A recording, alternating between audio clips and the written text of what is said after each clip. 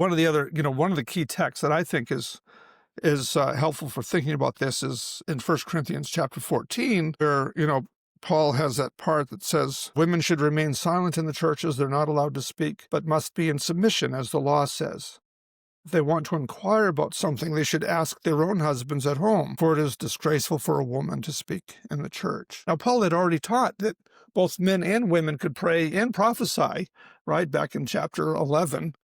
And that's remarkable in itself, because a lot of people look at 1 Corinthians 11, they think, because it starts off about who's the head of who's God is the head of Christ, who's the head of the man, who's the head of the woman. But when he actually gets into it, he talks about ministry in just two terms, prayer and prophecy.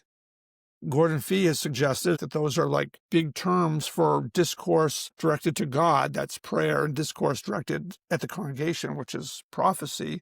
But in any case, those are the only two things he talks about. And he says both men and women can do it. They just have to dress appropriately when they're doing it. So there's nothing in there about any kinds of ministries that men can do that women can't. So he's already said that they can pray and prophesy. So what's this all about?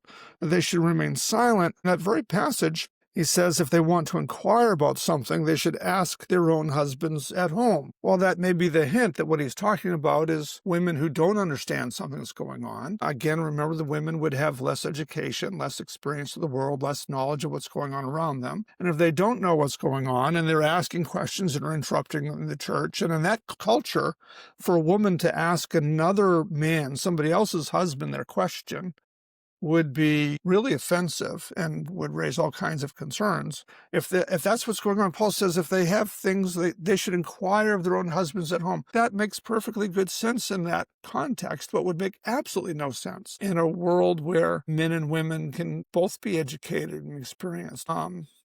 And so again, I think it really is a problem of, I think, very harmful biblical interpretation when we end up trying to act as though we are living in roles that were filled by first century people, and we're going to figure out how to treat each other in those roles as opposed to treating people for who they actually are. And that's at the core of love, isn't it? To know someone, to respect them for who they are, for what they bring to the table, and to learn from each other and to submit to each other.